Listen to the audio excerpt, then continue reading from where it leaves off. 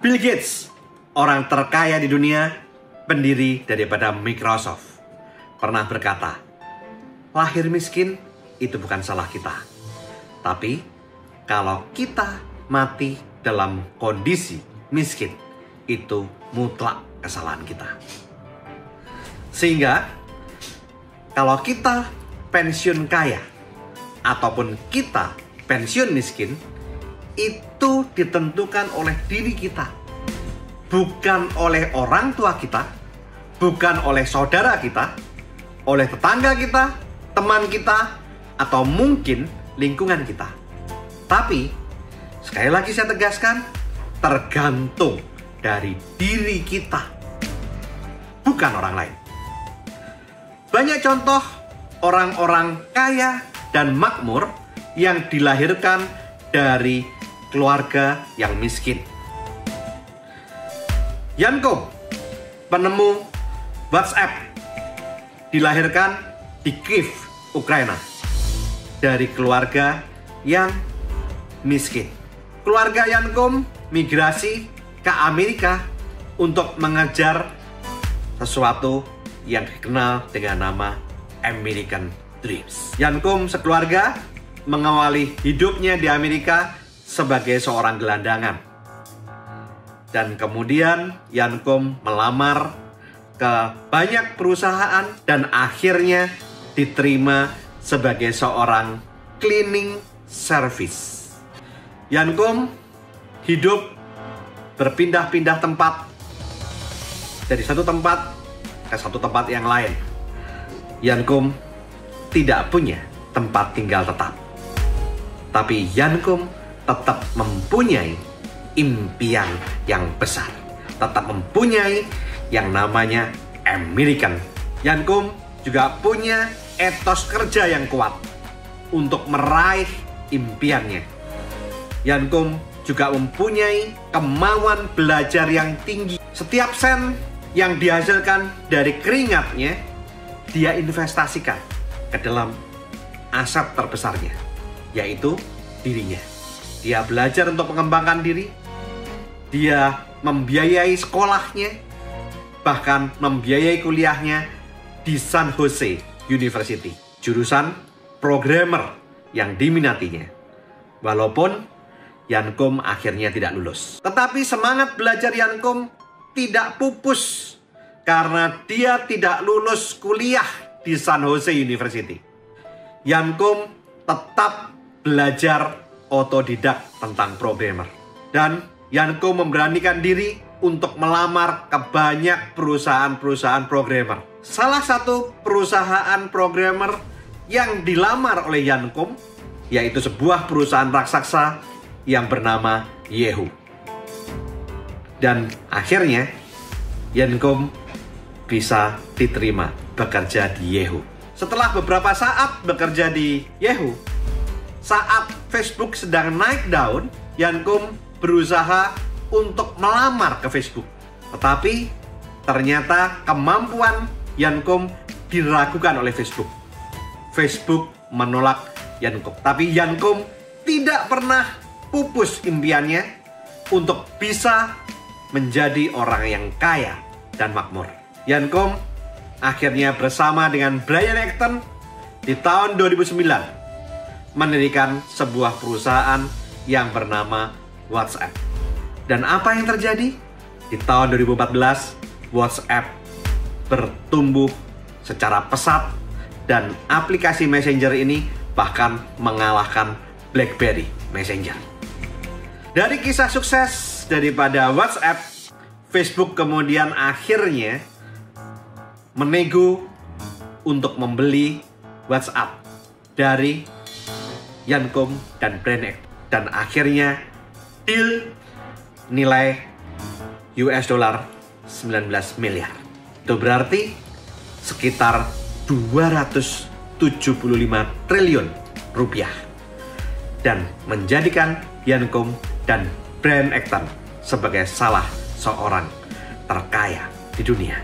Contoh kedua, Jack Ma dilahirkan di Hangzhou, China, dari keluarga yang juga miskin. Jack Ma sering ditolak saat melamar sekolah karena kemampuan Jack Ma yang dipandang tidak bagus. Bahkan nilai-nilai daripada Jack Ma jelek, terutama nilai matematika. Demikian juga setelah dia lulus sekolah, dia mulai melamar pekerjaan. Dan dia ditolak oleh banyak perusahaan. Dia melamar ke lebih dari 30 perusahaan dan ditolak. Tapi itu tidak memupuskan impian dari Jack Ma untuk menjadi orang yang kaya dan makmur. Salah satu perusahaan yang dilamar oleh Jack Ma bernama Kentucky Fried Chicken. Saat itu ada 24 orang yang melamar di KFC. Dan 23 orang diantaranya diterima. Hanya satu yang tidak diterima. Siapa itu? Yes, Anda betul. Orang itu adalah Jack Ma. Jack Ma terpukul, Jack Ma down. Tetapi Jack Ma tidak pernah menyerah akan impiannya menjadi orang yang kaya dan orang yang makmur. Jack Ma terus berusaha melamar ke banyak perusahaan, dan karena hobinya adalah belajar bahasa Inggris, Jack Ma juga melamar sebagai guru bahasa Inggris dan diterima. Di tengah-tengah kegiatannya sebagai seorang guru, Jack Ma juga mempunyai bisnis sampingan, yaitu menjadi seorang guide dari tour and travel. Sebagai seorang guide, otomatis Jack Ma banyak berkumpul dengan orang-orang wisatawan dan sebagian dari Amerika yang membagikan kepada Jack Ma sesuatu yang bernama American Dreams. Mereka juga memperkenalkan kepada Jack Ma sesuatu yang lagi tren di Amerika saat itu, yaitu internet di tahun 1995. Dan dari situlah Jack Ma mulai belajar tentang internet. Tahun 1999, Jack Ma mencoba mendirikan sebuah perusahaan yang bernama Alibaba. Saat Jack Ma mendirikan Alibaba, Jack Ma menawarkan kepada banyak investor. Tetapi, lagi-lagi banyak investor yang menolak Jack Ma. Banyak investor yang ragu terhadap Jack Ma. Bahkan, Jack Ma harus meyakinkan karyawan-karyawannya untuk tetap bertahan bersama dengan Jack Ma membangun Alibaba. Bahkan terpaksa Jack Ma pun membagikan sahamnya kepada karyawan-karyawannya. Dan ternyata saat Alibaba tahun 2014 menjadi salah satu perusahaan yang top di Cina, Jack Ma berhasil menjadi salah satu orang terkaya di Cina. Bahkan karyawannya yang hanya mendapatkan 0,2% saja dari saham Alibaba juga menjadi salah satu orang kaya di Cina. Bagaimana dengan kondisi saat ini? Saat ini Alibaba sudah listing di Bursa Efek Amerika dan melambungkan Alibaba sebagai salah satu perusahaan yang paling dicari di Amerika.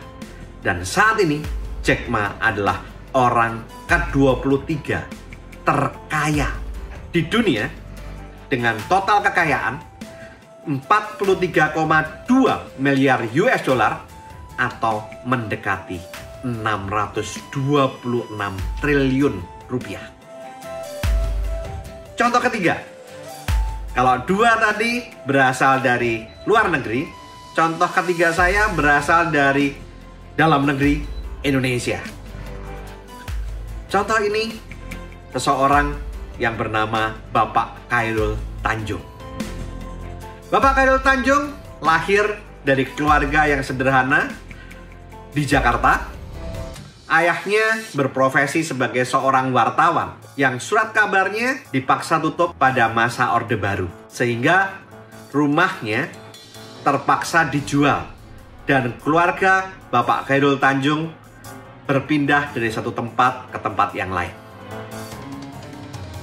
Bapak Khairul Tanjung diremehkan oleh teman-temannya dan dijuluki anak singkong oleh teman-temannya. Saat kuliah, Bapak Khairul Tanjung harus membiayai kuliah sendiri dengan membuka usaha seperti jual buku, jual kaos, buka toko fotokopi. Dia lakukan itu dengan senang hati karena dia ingin makmur dan ingin kaya. Bapak Khairul Tanjung kemudian menjadi sales alat laboratorium dan alat kesehatan. Dia membuka usaha itu dan akhirnya usahanya bangkrut. Berbekal utang 150 juta yang didapatkan dari Bank Exim, Bapak Khairul Tanjung memulai bisnis baru bersama beberapa rekannya, yaitu buka pabrik sepatu yang diekspor dan ternyata berhasil.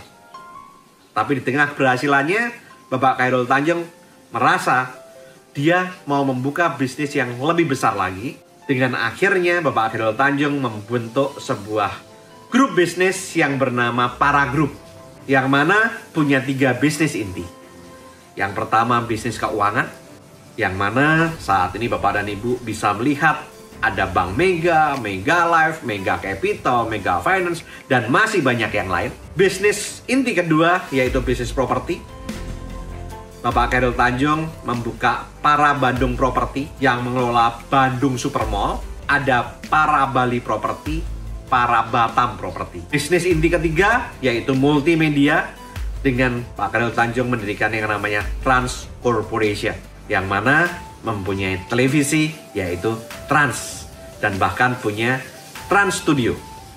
Setelah bisnisnya bertumbuh, Bapak Khairul Tanjung kembali mengembangkan bisnisnya dengan membeli banyak waralaba kelas dunia seperti Carrefour, Wendy's, Baskin & Robin, Prada, Egnar, Mango, Furla, Hugo Boss, Armani, dan masih banyak yang lain yang menjadikan Pak Khairul Tanjung sebagai salah satu raja waralaba Indonesia. Pada tahun 2011, Bapak Khairul Tanjung membentuk sebuah holding yang dinamakan City Corporation. Dan saat ini di tahun 2020, Bapak Khairul Tanjung menjadi orang terkaya nomor 6 di Indonesia dengan aset 3,1 miliar US dollar atau setara dengan 49 triliun rupiah.